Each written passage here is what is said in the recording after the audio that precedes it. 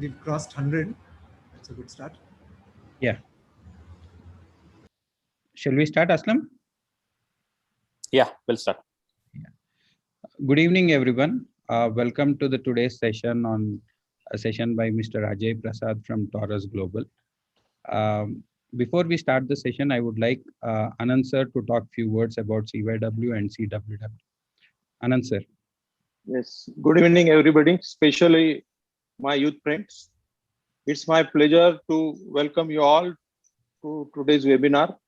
And at a very appropriate time, you have all decided to conduct this seminar after pandemic. It is the need of the hour.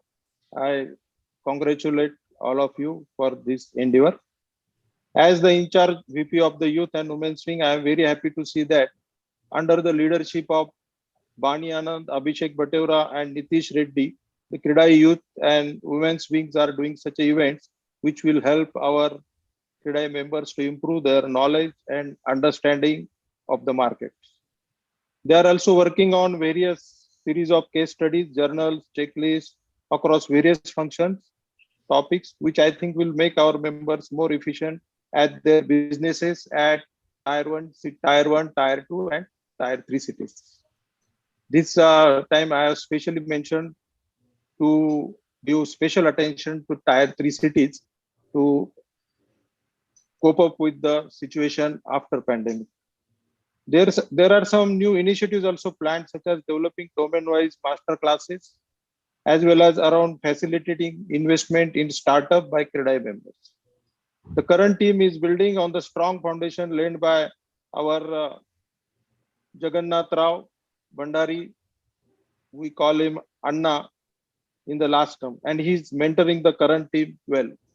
With this foundation, I think our youth wing and women's wing will be doing better and better in the next few months. And I think this term will be very well appreciated by all the seniors.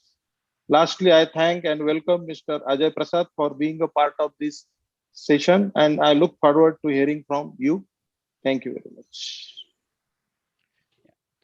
Thank you, sir. May I now call upon our CWW convener, Bani, to introduce the session. Good evening, everyone. Today is a very exciting session, especially for all of us, given that, all of us at Kridai believe we are the future of real estate in the country. And these have been some very extraordinary times. I don't think any of us have ever experienced what it's like to live through a pandemic and have your business survive through it as well. I think the second wave definitely gave us an insight into, how stunted the economic growth became, at least temporarily. And today's session is definitely going to help us understand, how the office, the retail, and the residential markets are expected to, operate in the future, and the impact that it might have had on consumer behavior. So we're very excited for the session today. Over to you, Sarah.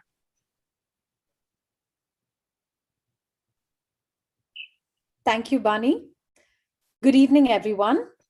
Our sponsor for today's webinar is Tulsian Steel. Tulsian Steel originates back from 1947 and had the first rolling mill and corrosion-resistant steel in South India. Tulsian delivers more than 3 lakh metric tons of steel every year. With the mission of pursuing quality in every aspect of steelmaking and recognizing the need for customized solutions, Tulsian introduced for the first time in India ready-to-use weld mesh. As per the Paris Agreement by the UNFCCC on Climate Change Mitigation, Adaptation and Finance, signed in 2016, Tulsian Group has also inducted green steel making technology that helps in the reduction of green gases along with the increased quality of steel. They believe in Make in India mission by the Union Government of India through its products and services. Some of their client portfolios include Ministry of Defense, Southern Railway, National Highway Authority, Airport Authority of India, ISRO, Infosys, Mahindra, Port Trust of India, and many more. Tulsian Steel braces itself to shape the future of infrastructure and become the benchmark brand in Indian steel industry. Tested and trusted by Tulsian Steel. Ladies and gentlemen, we now present the AV for Tulsian Steel.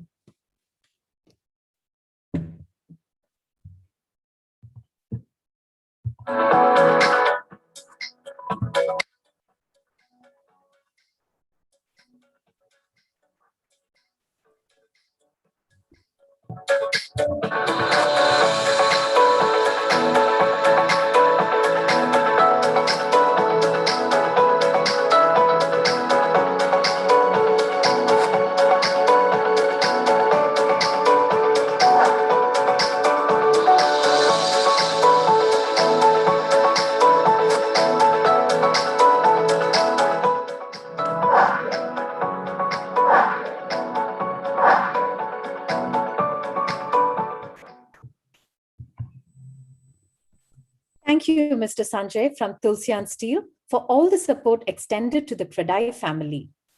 We now move on to introduce the speaker for today's session.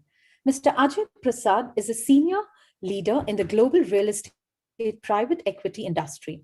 He is the country managing director overseeing the Indian market at Taurus Investment Holdings, a leading private equity real estate investor and developer.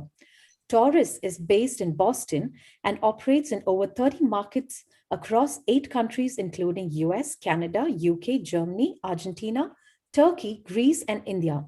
Since 1976, Taurus has acquired or developed over 55 million square feet of real estate worth over $8 billion. Ajay has overseen all aspects of Taurus operations in India since the business was established in 2012.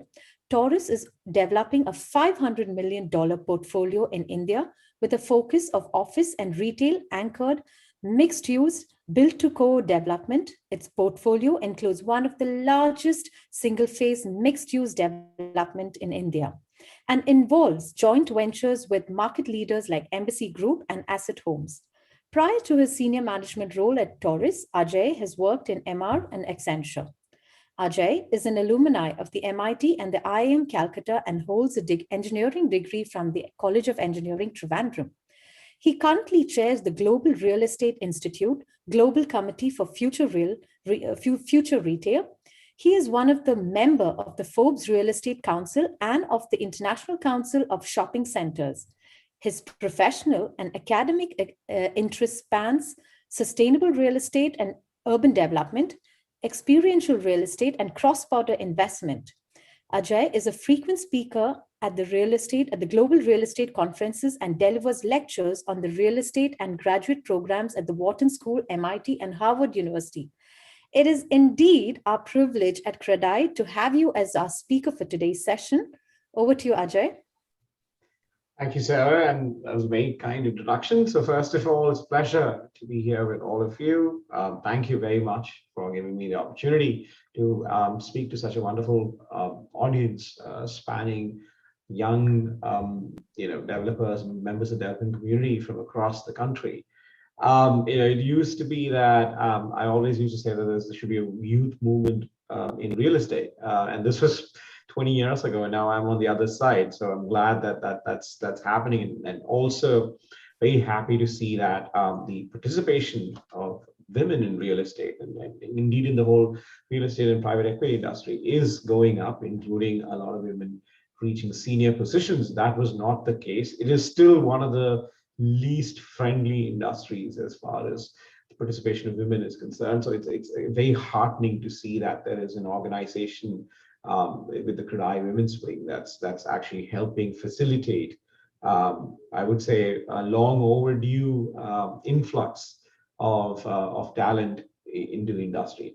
So without further ado, let me see if technology is holding up today. And I have a few slides, not too many. I promise not to bore you with too many, but just a few talking points that we can just quickly go over. So as Sarah was mentioning, what I want to talk about, albeit in brief, and let me start the timer so that I don't overshoot my mark. But so what I want to talk about today is how we're not going to talk about the pandemic, I promise, because I think everyone's had quite enough of this damn thing. What we're going to talk about is changes that are happening in the office, retail, and obviously the residential industry. And I realize that a significant portion of CREDAI's membership is from the residential sector. So we will talk about what's happening in the other two, the commercial sort of main food groups, and then end up by talking about how that's going to impact residential, and maybe talk about a couple of trends that we see in the residential sector. Here we go. Well, the slide changed, so I'm happy. So that's essentially what we're going to do. And then in terms of a summary, and this is so that you guys have an idea what we're going to talk about. Obviously, India has seen a significant impact from COVID, with likely the highest mortality and case counts in the world. This is the only place I'm going to talk about COVID. The second wave has sort of set back the economic gains that were made in the first part of the year and pushed the recovery back by at least 2 quarters. We'll talk a little bit about that.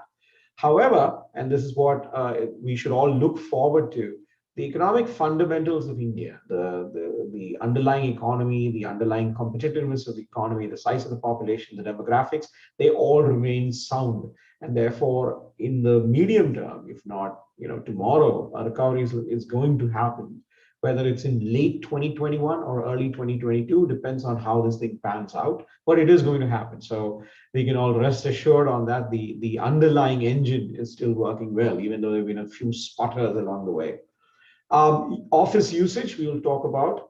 It's moving into a hybrid model, less so in India, and we can talk about why that is. But what is happening is tenants are gravitating towards the better assets. So if at all there is, let's say, 100 million square feet, if you ask me, will there be shrinkage of portfolios? Absolutely yes. Will firms stop leasing? Absolutely not. So what will happen is that as leases expire, the lower quality Class B, Class C sort of offices will see vacancies, which is natural anywhere in the world and at any time. But this might likely accelerate that by a few percentages. So that's something to bear in mind. India also remains probably, if not the most attractive market for retail anywhere in the world, one of the most attractive markets for retail, and we'll talk about why that is. And both of these then also have impacts on the residential sector. And we will talk about a couple of likely typology changes that you might see. One is mixed use developments, and the other is co-living, in terms of how the future of residential is going to be. So before we start, let me also try and set the context a little bit by talking about Taurus, and things that I mentioned in a little bit about what we do. Most of these things she talked about. What I want to kind of, as a way of setting the context for what I'm talking about, in terms of saying, why do I know all these things, or how do I know all these things? We are a vertically integrated firm. So unlike a lot of our private equity peers, we don't just write checks. We actually get involved in the operation of a lot of assets that we own and acquire. And this can be ground up development, this can be redevelopment, this can be just property and asset management. We get our hands into the business. We don't just write checks and kind of sit back and wait for things to happen. The other aspect is we have a fair bit of coverage, in geographical coverage, in terms of the markets that we look at, spanning North America, Western Europe, Latin America, and Asia. So that gives us a little bit of a view into how different markets are performing, and some of these markets performing in different ways in general, but also in terms of their response and the success of their response to the pandemic. So that kind of, in some ways, gives you an insight into the future, because obviously, for example, if you look at just as at vaccination, the UK and the US, which is our home market, they're sort of pushing the 75 to 80% first shots barrier, which means that they are very much into a recovery from this. So you can already see trends which maybe 1 or 2 quarters down the line, maybe 2 quarters down the line, we will see in India. So in that sense, it gives me a little bit of a crystal ball to read in terms of what we're going to be looking at. So from an economic context, it's very clear that India suffered a second GDP contraction in sort of the last 4 months. But if you look at what the predictions are for the economy to recover, and when I say recover, get back to basically 2019 end levels, the prediction right now is end 2021. It might slip by a couple of months, but that is very much in line with a lot of the larger economies in the world. There are a lot of them that are lagging us, for example, but so we are sort of middle of the pack, as you can see in that particular chart. And it's driven by that in the fact that we have sustained domestic consumption. 1.4 billion people are not going anywhere. We have a strong service sector, which has benefited from a lot of digitalization trends, for example. Manufacturing is actually doing decently well, even though there's a sort of up and down cycle in terms of how well exports are doing. And there are policy reforms, some of which are not very popular, some of which we may not like, some of which are probably not very smart, but there are still policy reforms, and that will eventually lead to economic expansion. And over the long term, we expect India to lead the world in terms of, I'm not talking about small economies, I'm talking about large economies. We expect India to lead the world in terms of GDP growth from now through 2030, which is probably a much better time frame to look at than the next 2 years or 3 years. Let's look at 10 years. And we expect India to be leading both in terms of demographic expansion and GDP growth, to the extent that by 2030, it's expected that about 1/3 of the world's workforce will be in India. And so that's what we've often called the demographic dividend that India will enjoy, but we have to work hard to enjoy as well. So we have to upskill people and so on and so forth, but that is the economic fundamental that we are talking about. Likewise, this is very important to both residential and retail real estate.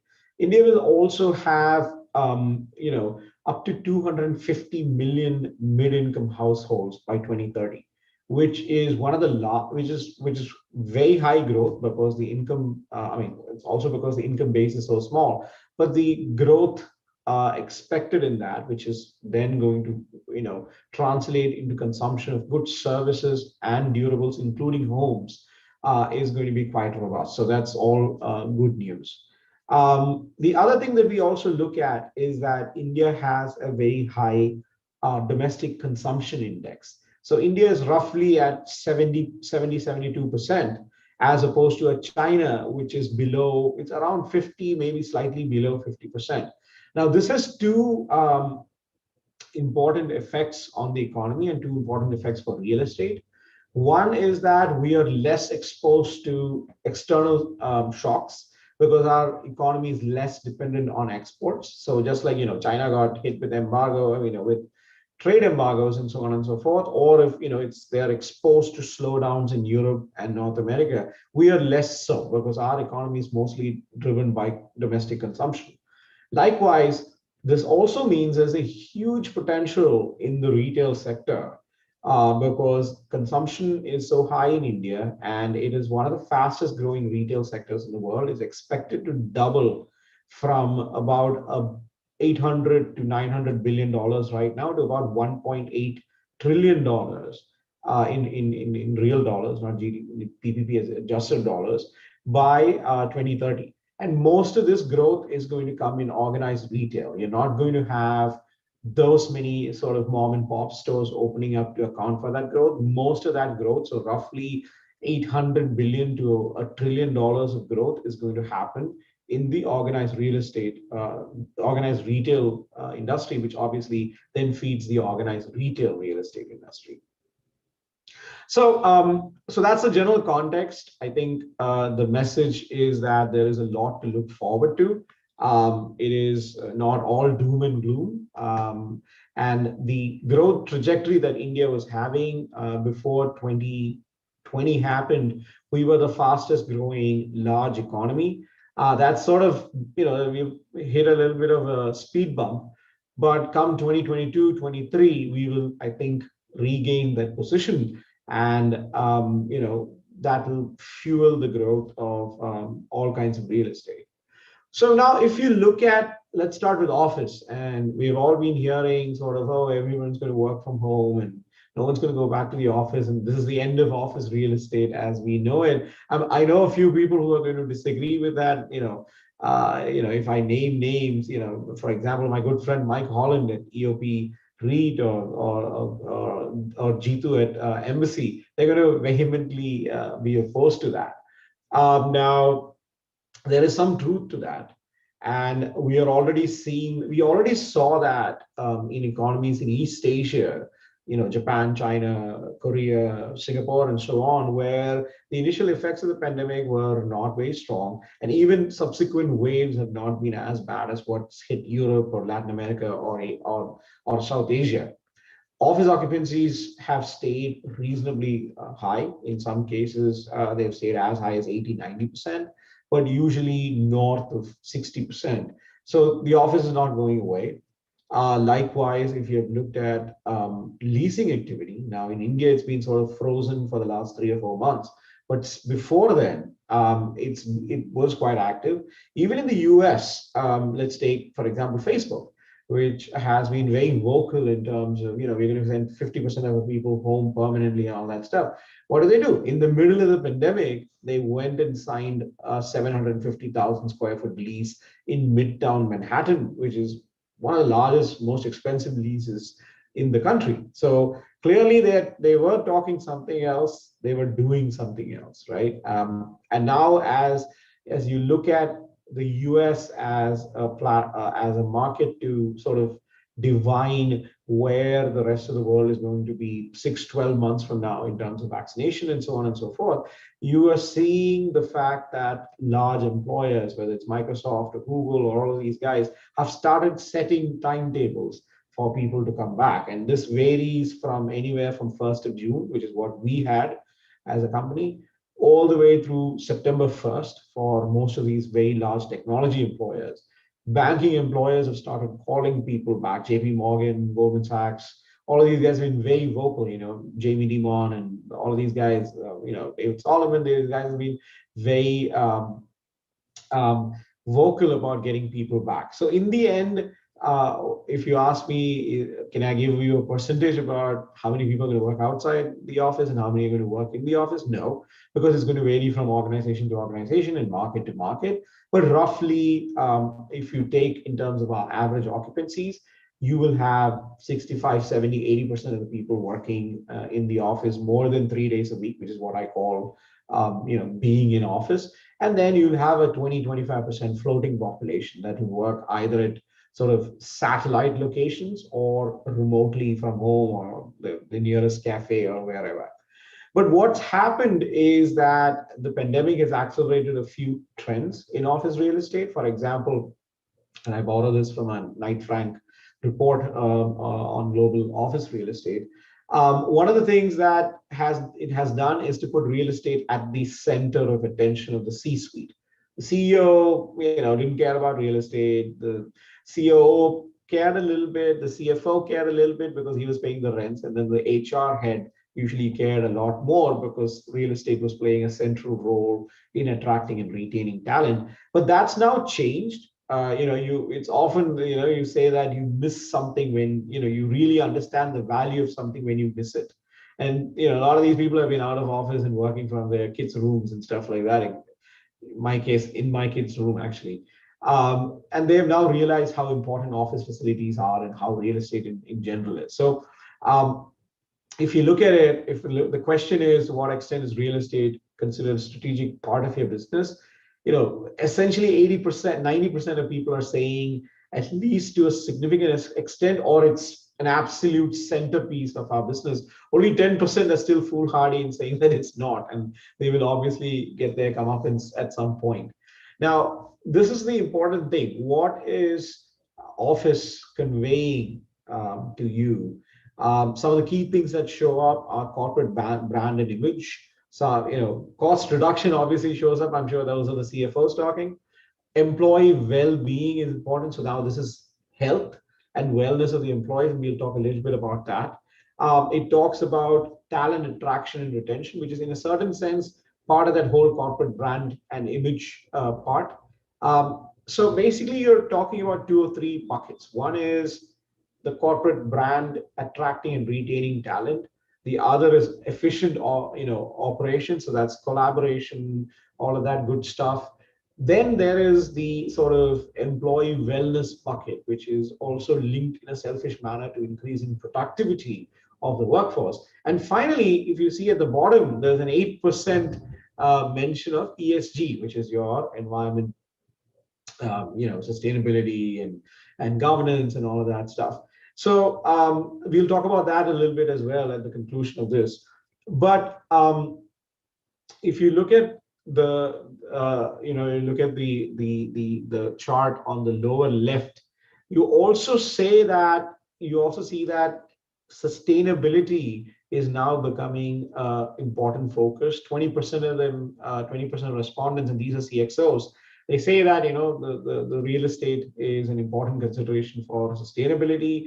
About 65% agree that it's partly true. Now, what all of us need to understand is that when we talk about global warming, our summers are getting crazy, our winters are getting crazier, and there are storms all the time. The biggest emitter biggest consumer of energy and one of the biggest emitters of greenhouse gases is real estate. About 45% of all energy consumption goes into the built environment. So we are the biggest consumers of energy, directly or indirectly. And directly, I mean by the energy requirements of buildings. Indirectly, the energy requirements of building materials, most of which, including steel, ironically, and cement, are energy hogs. And unlike our kind sponsor that looks at green steel, not everyone's doing that. We are still pumping in coke and coal and whatnot into making steel, and likewise into cement. So we are extremely energy intensive. So any step that the real estate industry can take will influence the entire planet in a positive way. And lastly is something that is a concern because of that. And if you look at it, only about 25% of firms have an environmental accreditation of their real estate. And if you look at it, only about a third of real estate owners have a clear target to increase that. Now, India is a bright spot. India, by proportion of buildings that are rated under either IGBC or USGBC LEED, LEED, BREEAM, and so on and so forth, is actually doing better than a lot of mature markets. In fact, I believe after the US, India has the largest portfolio of LEED rated office buildings in the world. So we're doing better than a lot of the market. And I think this is another example of where, because India is a quick adopter, we've been able to leapfrog a lot of other markets. Telecom is another one where instead of going from wireline to dial-in and all that, we went all the way to wireless without going through the entire evolution of the chain. And likewise, mobile banking and so on and so forth, where we have leapfrogged the rest of the world. And this is something that's come starkly into focus post the pandemic. And this is a question of what do you expect your landlords to do to make the workplace safer going forward. The usual things show up, cleaning, temperature scanning, all of that stuff shows up. And then, more involved things like contactless entry systems and, regular maintenance and upgradation of HVAC systems, all of these show up. And we are seeing tenants start to ask for this very clearly right at the beginning of, the sort of the lease engagement. And I can give you a live example. We just closed on a 250,000 square foot office lease in India. I can't obviously name the tenant, but one of the things that they asked us about was whether you guys have something called IWBI well rating. Now, this is something that's very similar to, I'm sure some of you have heard of it. A lot of you might have even implemented it, but it is something very similar to LEED rating, which is for sustainability. Well rating is for the health and wellness quotient of the building, and this has hundreds of different aspects. Things that readily come to mind are, for example, sort of employee wellness, green content of the building, using materials which have low emissions of harmful chemicals, and having high quality, heating, ventilation, air conditioning systems, which a lot of us have heard now talking about MERV filters and so on and so forth. All of this is included in WELL. And we are actually the first developer to bring WELL rating to the state of Kerala, where we are developing a project. But we are also one of the first developers, if not the very first, to bring WELL Gold certification to a retail building in India. So this is something that we were taking seriously before February 2020, but fortuitously, it now has become a mainstream thing that tenants are asking about. So that's another thing to bear in mind, because this is something that tenants are asking for and employees are asking for to come back to the office. Now, let's just take a quick look at where retail is, right? So in India, organized retail is still a very tiny percentage of the market. So only about 8% or 9, maybe 10% on a good day of the overall retail universe is organized retail. Everything else is sort of your mom and pop, what we call kirana stores, your corner neighborhood stores. That concentration is going to increase of organized retail is going to increase. As I mentioned, the retail universe is expanding because of the growth of demand. And most of that expansion is going to be captured by organized retail. So that's a great opportunity for the real estate industry to get involved in, because there's a lot of demand for space. Now, I oftentimes, whenever I mention that we're doing retail, there's a collective groan in the room, and people roll their eyes up and say, oh, retail's dead. Why are you guys, trying to resurrect, trying to play Frankenstein? But what people don't understand is that the context of retail is very different in different markets. So the developed markets, and this is North America and Western Europe, and are in one bucket, and then everybody else is in a different bucket. And even within the developed markets bucket, the US is in a completely different bucket. Now, that's what that chart shows you. That chart shows you how much retail space is in the market per 1,000 people. Now, if you look at that chart, the US has 24,000 square feet of retail space per 1,000 people. That means there's 24 square feet of retail for every man, woman, and child in the United States. That is clearly way too much. And that's why malls, and these are the class C and D malls, are dying left, right, and center in India, in the US, sorry. If you go a little bit down the market, Western Europe and China and Japan, and these are probably sort of good high income economies, with the exception of China. China is getting up there, but still not there. They have between 4,000 and 5,000. Germany has about 2,000 square feet of retail per person. So this is probably where, in a stable market, it works and it's sustainable. So the US has roughly 5 or 6 times too much space. Then you look at India. India has 100 square feet per 1,000 people. So roughly you have 0.1 square foot of retail per person. So you've got sort of that much of retail space per person, a tenth of a square foot. So even if tomorrow online retail becomes this Godzilla-like monster that swallows up 50% of the retail industry, and right now it's about 15 to 18%, even if that increases 300%, there is so much opportunity to build high quality retail. And I have to qualify what I'm saying. Retail does not mean slapping 5 shops together and calling it a mall. No. It has to be high quality, which means it has to be mixed in terms of what retail is available. The building has to be high quality. You have to have parking. You have to have 100 other things to call it high quality retail. And this is where there is a great opportunity in India, which the real estate community has to seize. Right now, there are 5 or 6 developers that are considered, eligible or considered attractive for international investors to invest in. And I'm sure all of you have read the papers. Now it's come to an extent that some of these high-end operators of retail, developers, operators of retail in India are getting more than one investor to put money into it. So, it's sort of like a bottleneck. There are not enough operators. There's far too much capital that's trying to come in. So there's an opportunity area for all developers that if you want to diversify beyond residential and look at other asset classes, retail is actually something that's quite attractive. You don't need to have the giant scale of office developers.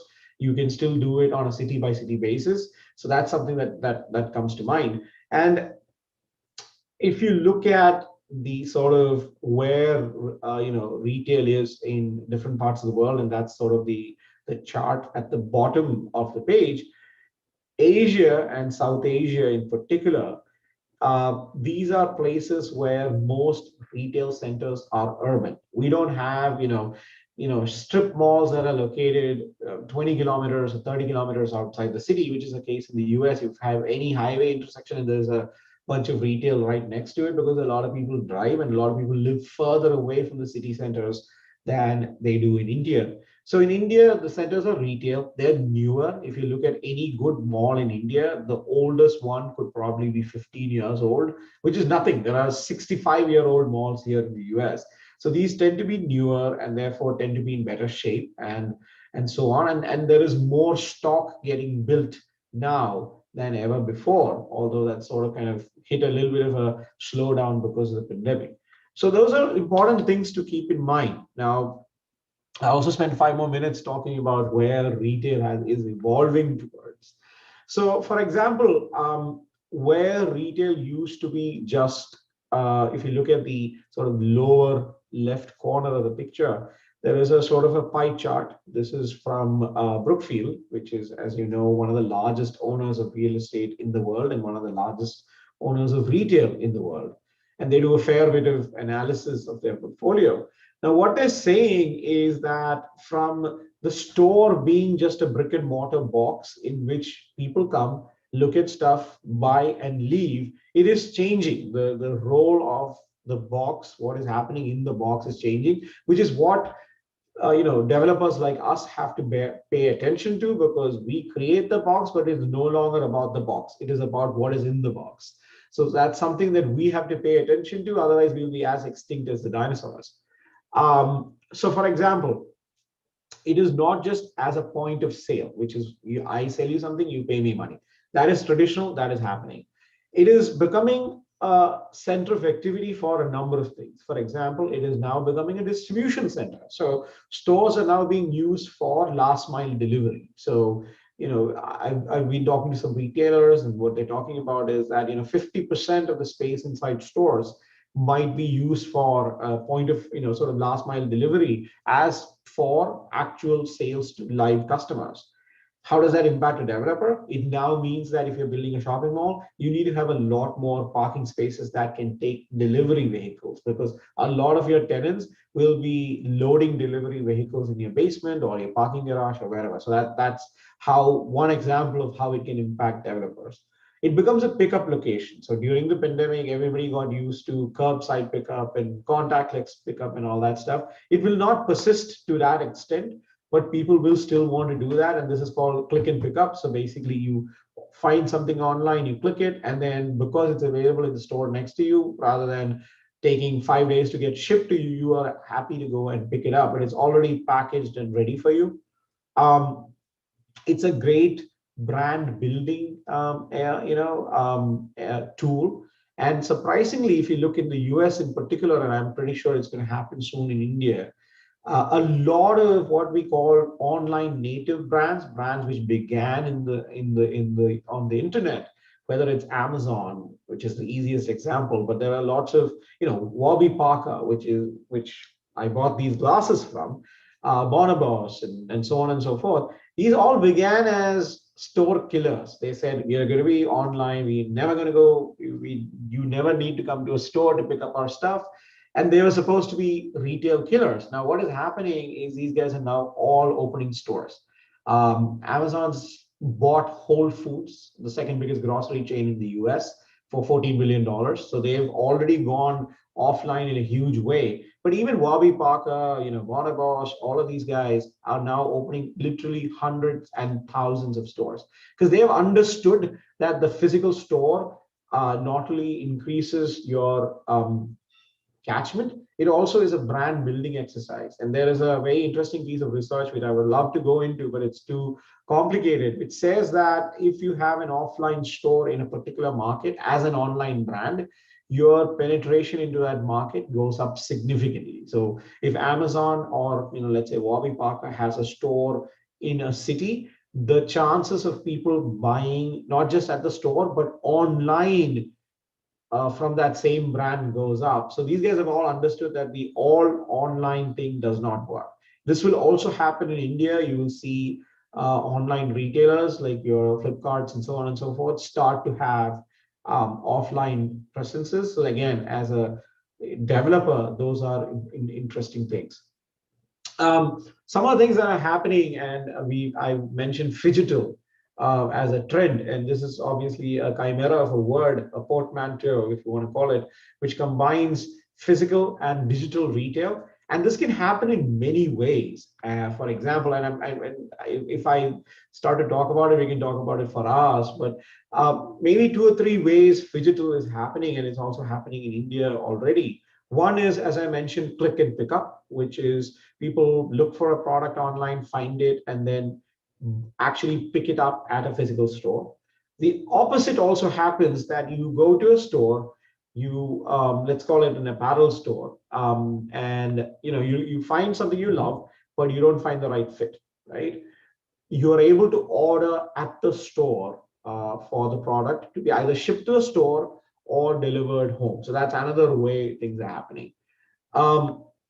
A third way that things are happening is the fact that augmented reality or virtual reality.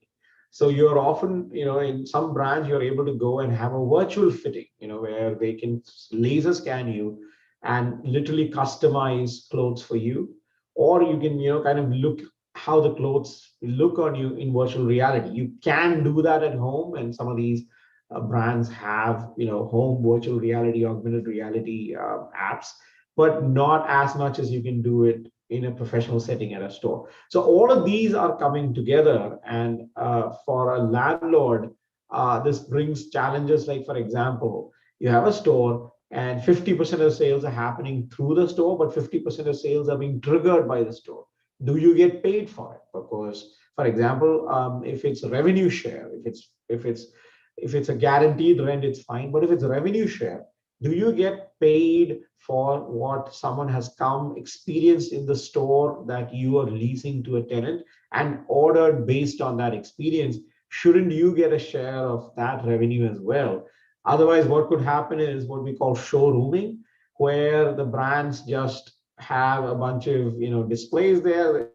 Everybody comes there, looks at it, orders online. Maybe 10% of people buy from the store, and you only get your 8% of that 10% and miss the sort of the 90% of click and pick up orders that are happening. So these are all things that are in flux, and some of the other points that you see there in terms of how a store is important is, for example, you can do a lot of customer analytics. Like, you can, if you have, there are companies out there that allow you to track the behavior of customers in stores, track the behavior of customers before they get to the stores, even track the behavior of customers before they get to the shopping center. Like, there's a company called Unicast out there that tracks your mobile phone and your usage on the mobile phone, and it allows you to spatially track where a customer has been. For example, if a customer's, what does a customer do before they come to your shopping center? What do they do after they come to your shopping center? Where are they coming from? So a wealth of data is available, which I think even the real estate industry in Europe and the Americas are just starting to catch up to. So that's something that India, especially with its near 100% penetration of mobile phones, will be well placed to do in advance of even some of these modern economies. So clearly, a lot of things are happening. And what is happening is, as you can see at the bottom right, where you're talking about what was retail yesterday and what it is today or tomorrow, retail is going from being a brick and mortar asset to being a lifestyle asset. And that's where I think developers have to kind of step back and say, okay, we're not just looking at bricks and mortar here, we're looking at the whole experience and how can we make the experience better. And I think that then sort of ties into residential as well.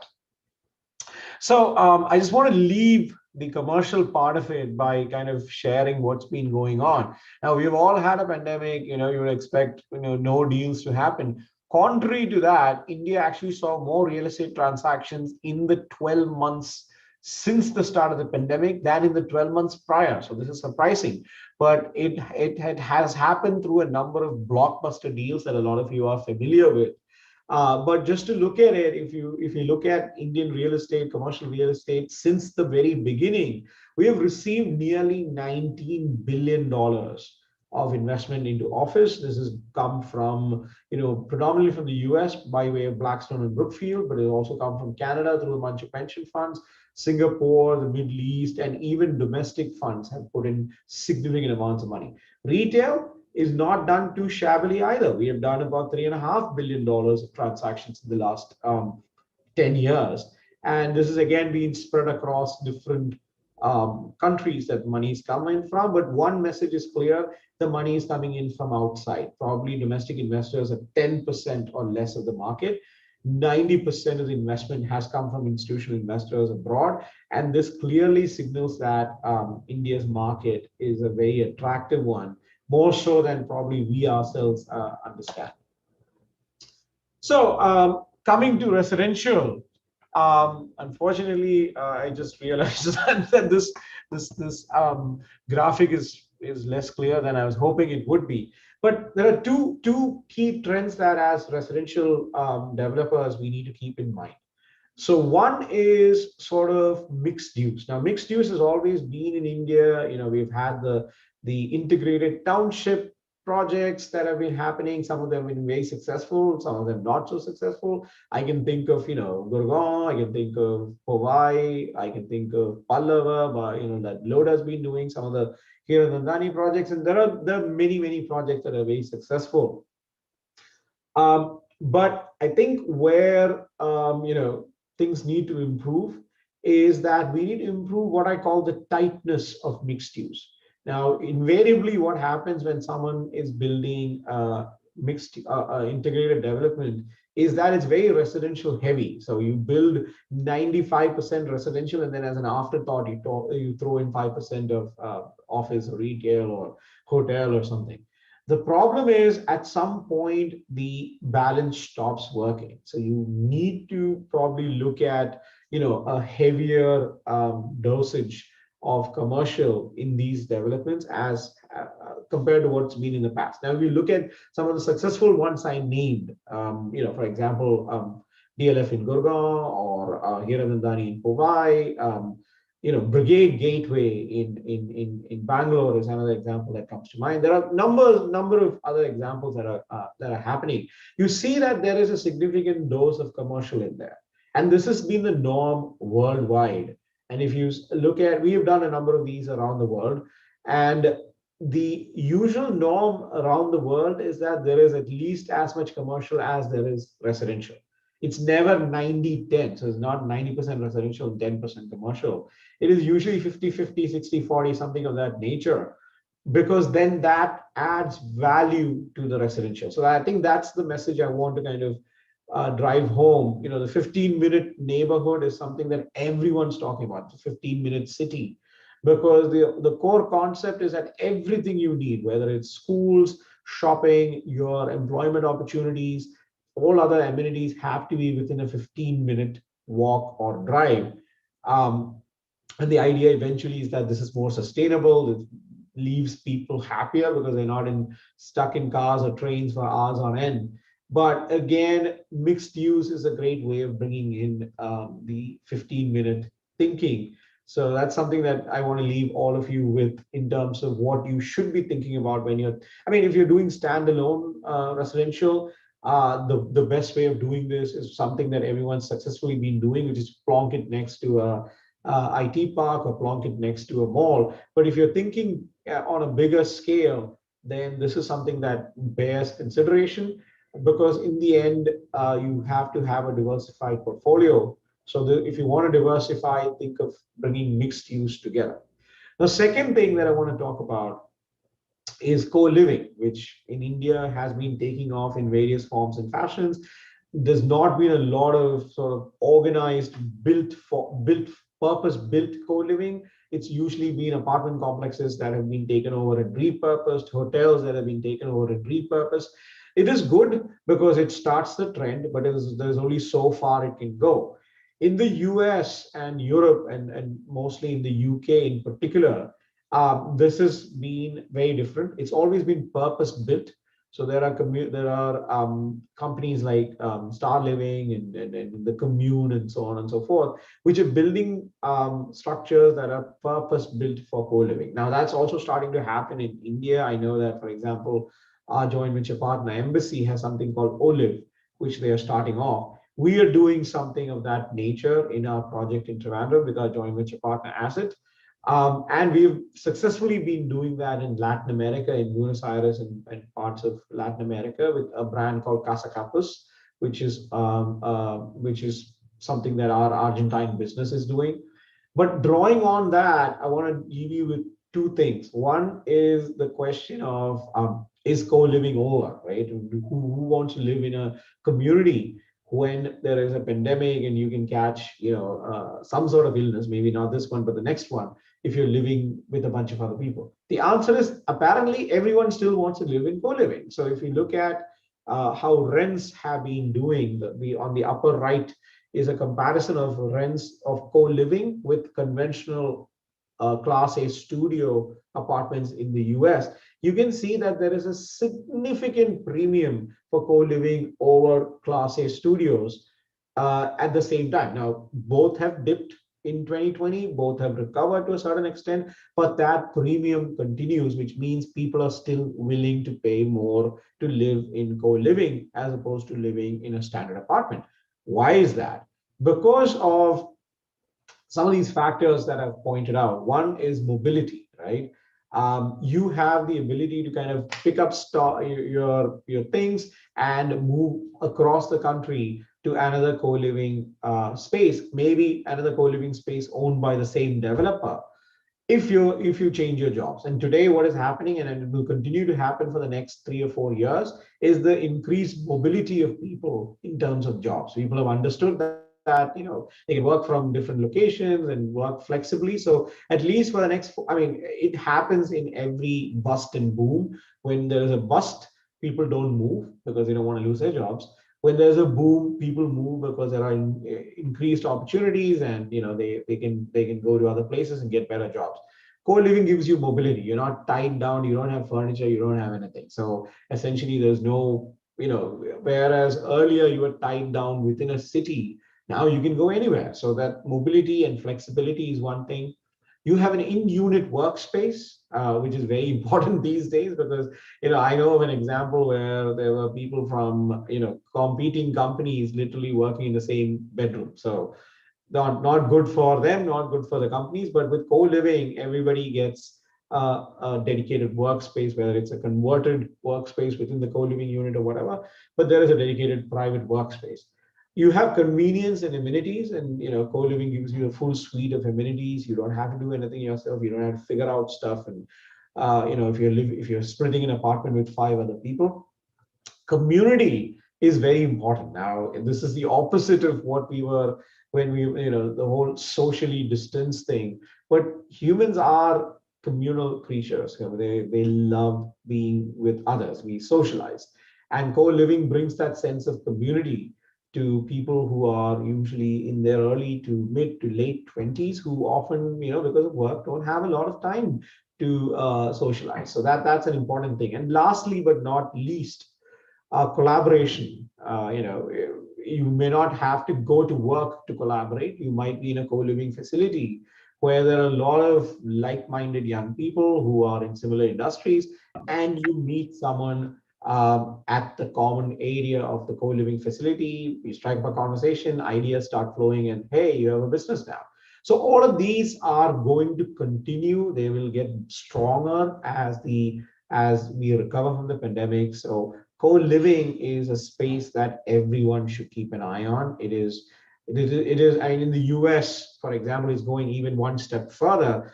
And it's always been that apartments were concentrated in the centers of cities, and then people used to buy homes in the suburbs. Now there's a whole new typology of residential called build to rent suburbs, which are happening, where big companies are buying large parcels of land and building either townhomes or row houses or standalone houses to rent, because no one wants to buy. The whole millennial generation does not want to buy because they don't see the whole point that their parents, our parents, did in terms of paying a mortgage for 30 years. They don't see it. For them, they want to have money available right now, and they much rather rent and have the flexibility of moving anywhere than buying. But they do also want to have larger homes. That's another trend that we're seeing, larger homes, especially when they start having small young families. But they want to have the best of both worlds. So they want to move to the suburbs to larger homes, but they don't want to own. And so that's whole new category of housing called build to rent is happening. And I'm sure it will come to India as well when the economics start making sense. So I think that's basically all I had to talk about today. And I think I've gone over by 5 minutes, but hopefully we have a few minutes left for questions. And I hope you've sort of taken some value away from what I've been droning on about for the last 45 minutes. Thank you, Ajay. I invite Joydeep, our South Zone coordinator, and Nilesh, our West Zone coordinator, to take over for the Q&A session.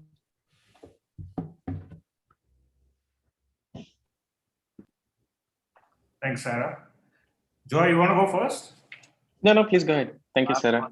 Thanks, Ajay. Great data points. I really enjoyed all of that information. Thank you, Ajay. Joy and I were having an offline conversation about how you've answered every question that we had thought of before starting the session. But one question that I wanted to ask you was, as a fund, especially when you're looking at co-living, what are the things that you consider as a fund? What do you look at in the operator? What do you look at in the developer? What do you look at in the location, in the project? So what are the things that you consider in terms of investments in a co-living project before you jump in? So I mean, if you look at that's a great question, Nilesh. So some of the things that we look at, we try to focus on cities which have a very young demographic.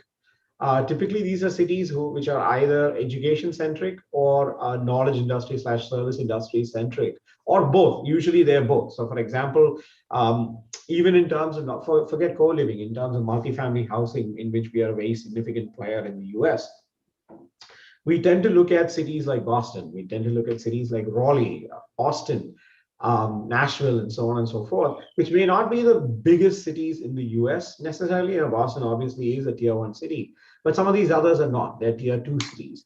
And the reason is you look at the demographic and you play the demographic, and that's true in India as well. And in India, pretty much the workforce is so young that you can't go wrong anywhere. But again, within India, now Bangalore is not all Bangalore. It's not homogeneous because of traffic and the typology of the city, the geography of the city. There are certain clusters where employment is focused. Your Outer Ring Road, Electronic City, now North Bangalore, for example. And these are the sort of locations we would look at, because the idea behind co-living is also to have the walk to work sort of ideal. And you can't walk, I mean, especially in the Indian climate, which is not very hospitable. Even now in Bangalore, it's become relatively inhospitable. You cannot walk to work 15 minutes and then walk into the office, because you'll be a mess. So you would need to have all sorts of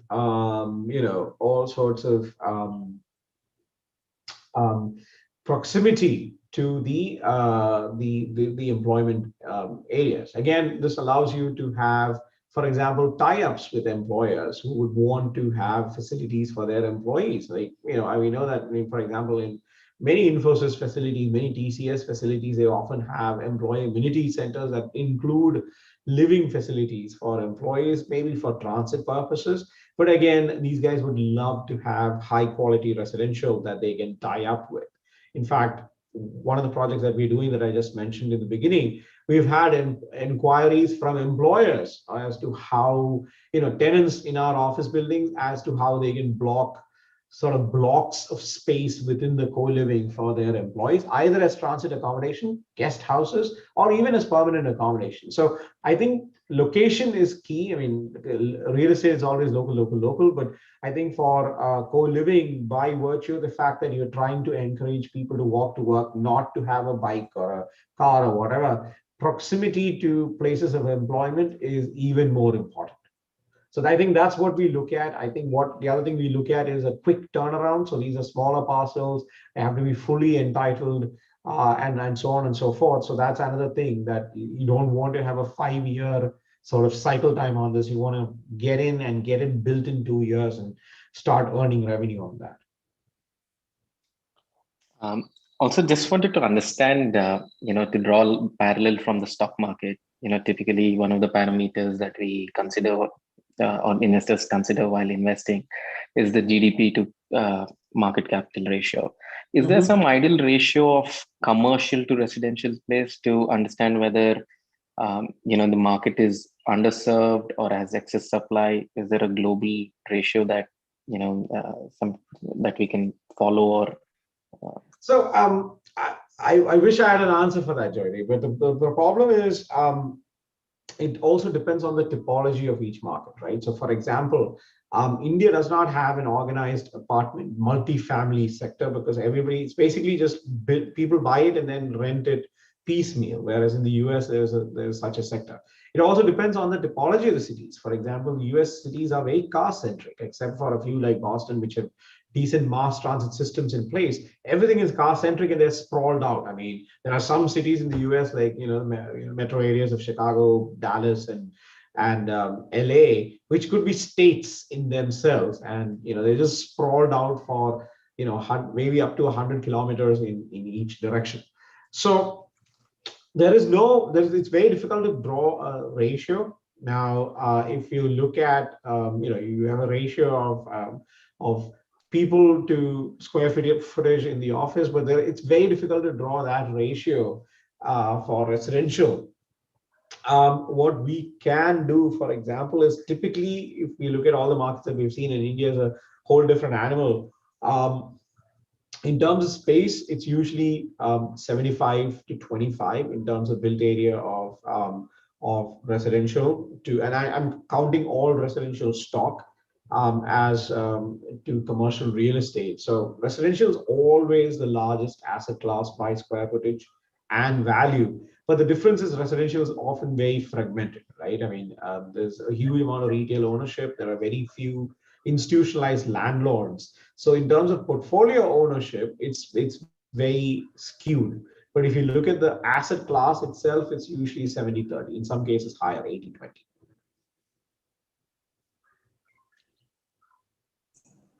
Great. Another question that I had, it's also, I think, popped up in the question answer feed, is that one of the things that you said that that was really encouraging and sounded really positive was that 1/3 of the world's workforce will be from India. Can you throw some light on what cities will reap the benefit of this? Is it only going to be metros, or do you see a lot of potential in some tier 2, tier 3, and tier 4 cities that will benefit from this? No, I think it's going to be across the country. Now, what is happening is that India has had a significant amount of urban migration.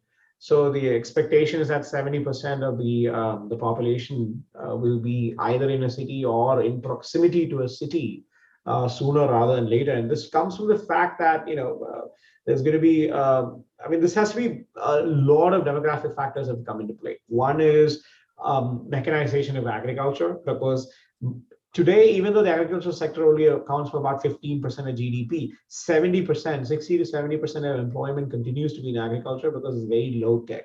That has to, in some places, it is already seeing a bleeding of migrant labor into cities of all sorts, blue collar, white collar, whatever the heck it is.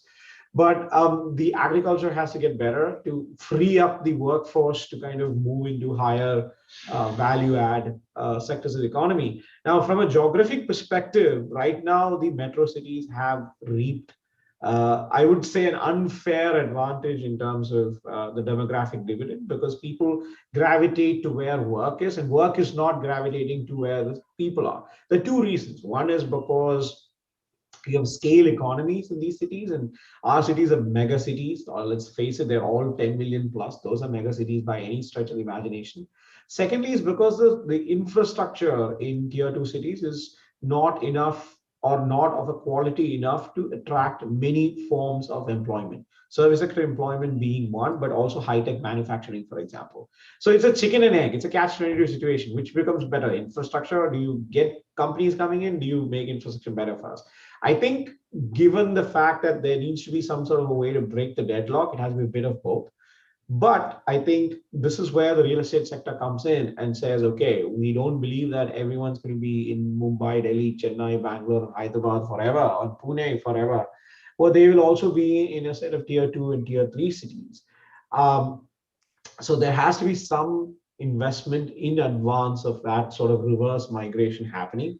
It also depends on the sectors that are being developed. For example, logistics will do a lot more, a lot better in tier 2, tier 3 markets, as opposed to office, for example, where office needs to have physical proximity and all those what we call economies of agglomeration, the clustering effect that is very strong indeed. But there are also there's also a smart way of playing this, and that is to look at the niche sectors that these tier 2, tier 3 cities are already strong in. And instead of saying, okay, all of us are going to clamor to get JP Morgan Chase and Goldman Sachs to come here, maybe there are sectors that our city is good in. Like, for example, it could be something like legacy manufacturing, right? Let's take the case of Trichy, for example. It's I'm just taking a random name.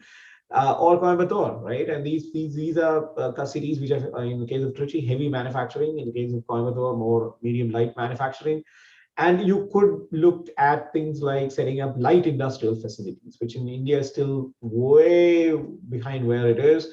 Logistics has advanced, but there is another category of industrial real estate called light manufacturing, where you build out the manufacturing facility, somebody comes in and plugs in their plant and starts building. Because in India, it takes a lot longer to acquire land, permit, design, and build the real estate than actually install the plant, right? It takes years to permit a refinery. It takes 3 years to build it. You call in Bechtel, they'll build it for you. But permitting will take you 15 years, right? So if you're able to take that pain out of a lot of manufacturers, sort of value chain, they will come in. So I think, and this is something that the US has done very successfully, even Germany has done very successfully, that they have looked at traditional industries and traditional points of strength in the local economies and built on that, rather than trying to, mimic something else, right? So, you don't see Dusseldorf trying to become Frankfurt or Hamburg trying to become Berlin. They try to do their own things. They all have competencies, and Indian cities, even tier 2, tier 3, and tier 4, whatever. I didn't even know there were tier 4s these days. But tier 2s and tier 3s are significant consumption centers. Most tier 3 cities are 1 million plus, which in any other country except China and India would be a big city. I mean, you hit 500,000 people in the US and you're like, oh yeah, you're in the city.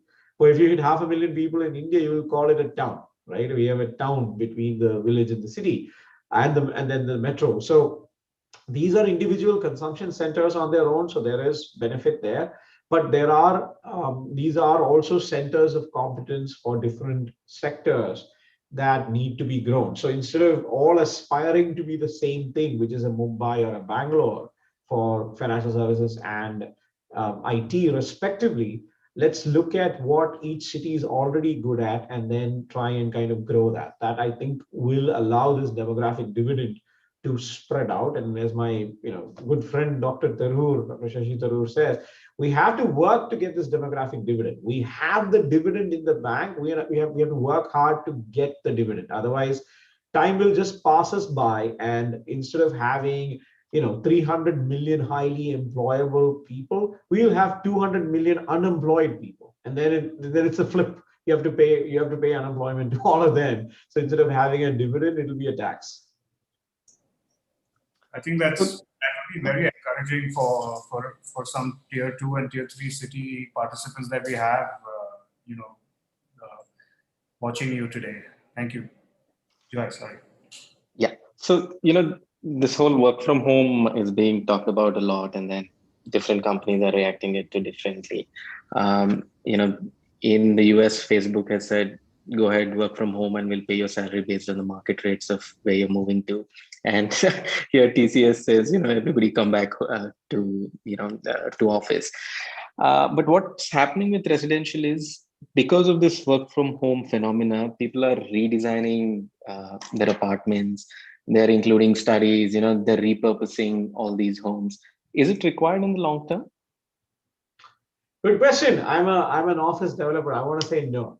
But what I've read is that in India, in the last, I think, 6 months, the average size of the apartment condos being sold has gone up by 10% already. And this is based on what my friend Anuj Puri has to say in his reports. But I believe it, and it's already happening here in the US. Now, is it a long-term trend, or is it knee-jerk? It's a bit of both. And I'll give you an example. There was a trend, let's say between, I want to say, June of last year and the end of last year, where everybody is going and buying houses in beautiful locations in Utah, upstate New York, all the back of beyond locations which are too far away from any employment center of note.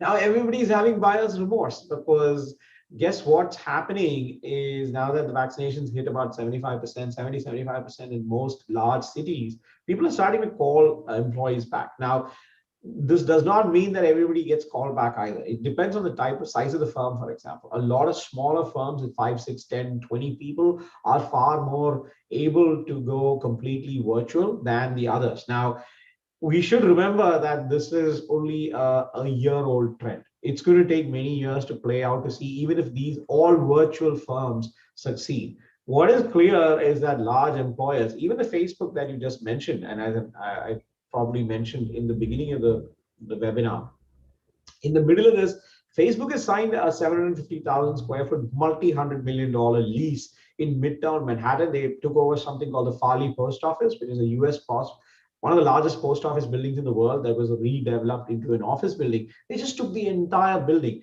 Right next door, they have another 750,000 square feet leased in something called Hudson Yards. Put them together, they have 1.5 million square feet that they've just leased in the last year and a half in the center of Manhattan. Very, very expensive real estate. So they are saying something, but if you watch what they're doing on the ground, whether it's Microsoft, Google, Facebook, Apple, any of them, no one stopped building. Now, I have an interesting anecdote that I won't name the tenant, name the office occupant. It's a very famous company. They went and they failed to release about 20% of their footprint in their headquarters, saying that no one's going to come back. Guess what's happening now? The managers in the company are being told to hire people in other locations because their headquarters is already back full at 100% capacity, and they have no footprint because someone else leased that space already, so they are out, right? So they're being forced to lease in other locations because this is in the Bay Area, there's no office space. So people are talking, there will be some truth to it.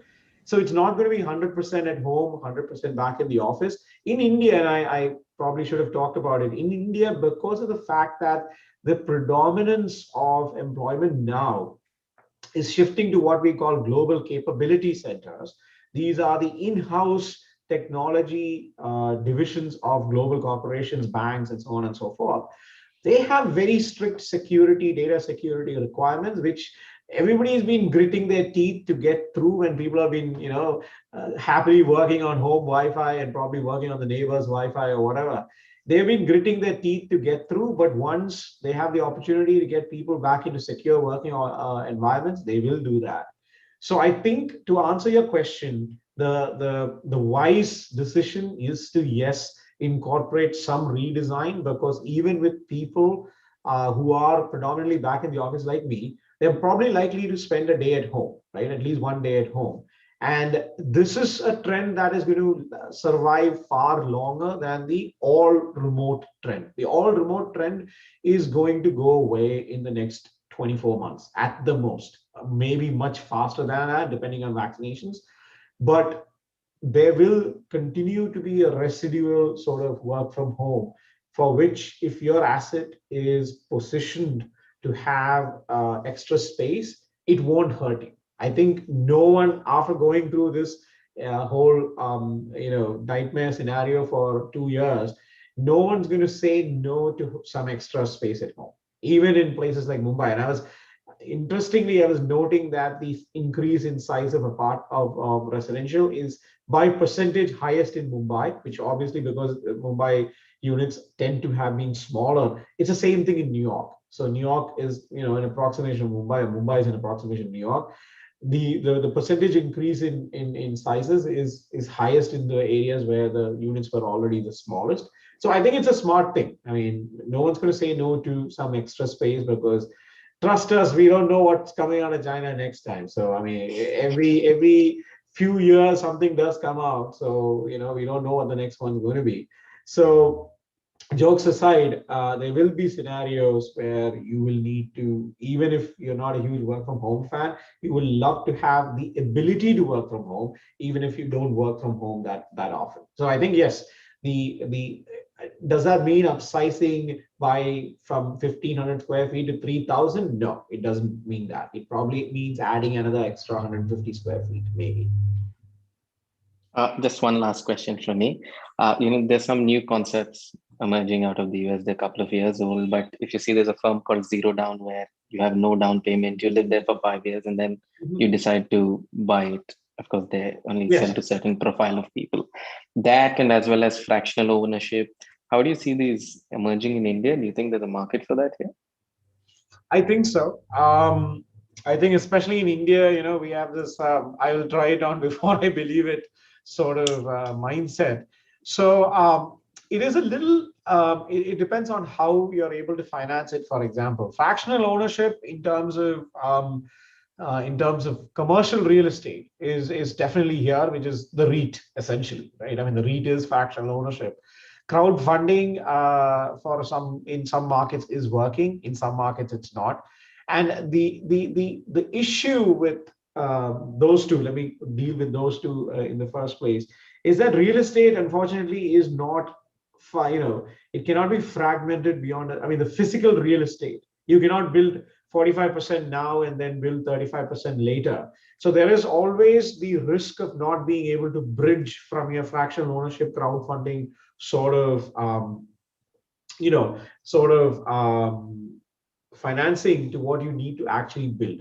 So the underlying financing structure is important. It can be part of the financing capital stack. It cannot be the entire thing. It's too risky. Now, as far as something like what you talked about, Zero Down or whatever it is, I think the ability to have people come in, and I think some developers, I can think of at least one in Bangalore is doing this, where they're allowing people to come in, and maybe it's Bangalore, I'm not sure. They're allowing people to kind of live for a year and then decide whether to buy or not. Maybe not for a year, maybe 6 months, I don't know. But I think that is happening, and I think it will happen more for higher end homes. Maybe not the very high end, but sort of upper mid-scale homes where people need to kind of experience before they live in. It's a risk, obviously, for the developer. So maybe you may only want to kind of allocate some units to kind of try that methodology. but I think it is something that's coming to India. It is working in some parts of the US. Again, these are working in high growth markets, not in established markets. So you see, I've seen some examples in Austin, for example, Nashville, down in Florida, for example, but not everywhere, not in Boston, not in Bay Area, and so on and so forth. So I think it's also to do with the mindset of the median buyer, so as to say.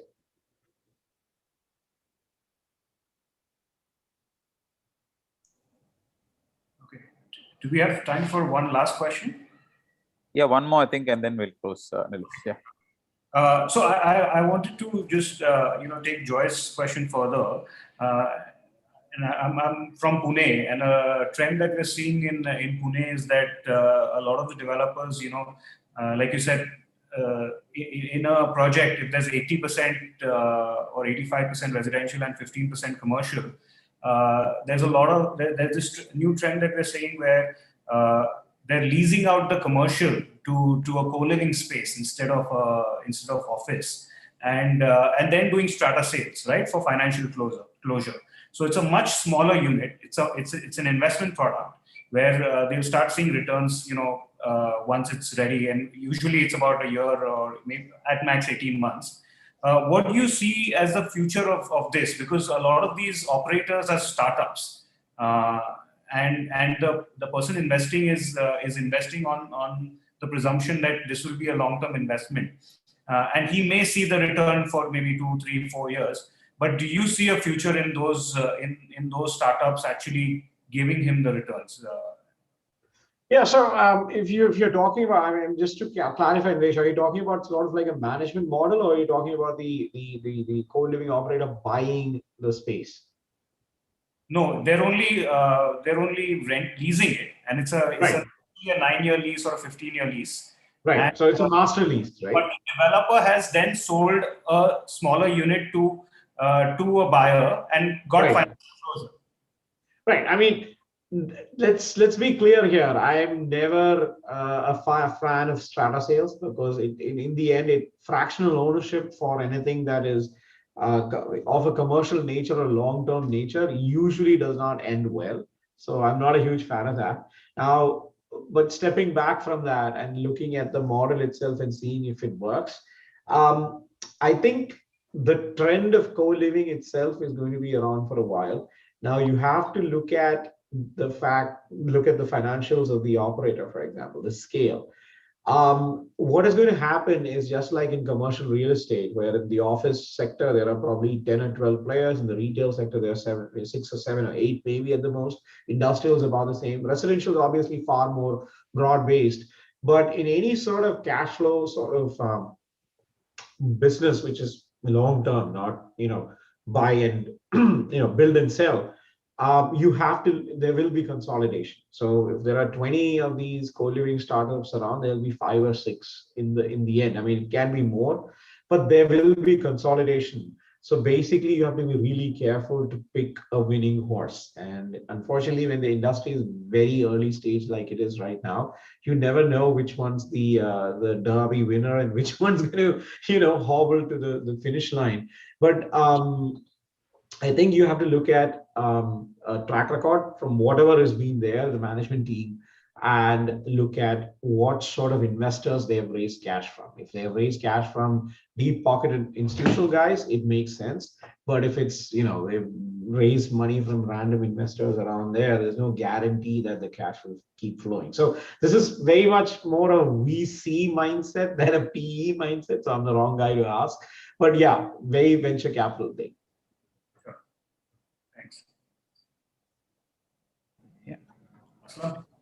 Thanks, Nilesh and Joy, for having a great Q&A. Thank you, Mr. Ajay, for answering all the questions in a very proper manner. I would like to start the vote of thanks now. Vice President, Mr. Anant Rajgoenker, sir, CYW Chairman, Mr. Jagannath Rao Bandari, CYW Convener, Mr. Abhishek Batevara, our most valuable CREDI, CYW and CWW members. We at CREDI Youth Wing National, with the support of zones and committees, have lined up more knowledge and analytic sessions along with papers which will be released periodically. CREDAI Youth Wing thanks the speaker of the day, Mr. Arjun Prasad from Taurus Global, for sharing the insights on the economic market outlook, where the commercial markets are emerging post-pandemic, and the need for them to be more sustainable, and the way retail has to be looked at with a new perspective. Our thanks to Tulsian Steels and Mr. Sanjay Tulsian for supporting this event. I would like to specially thank Sarah for playing a key role to conduct this webinar, and thanks to the South Zone team for helping her. I would like to mention the efforts of our zonal coordinators and secretaries and committee heads for making sure the invite reaches to all the cities of CREDAI. Finally, I thank all the members for attending this event and request you all uh, to, uh, to give us a feedback on the session so that we can understand the sessions of your interest. Thank you. Thank you, everyone. Thank you, Nilesh.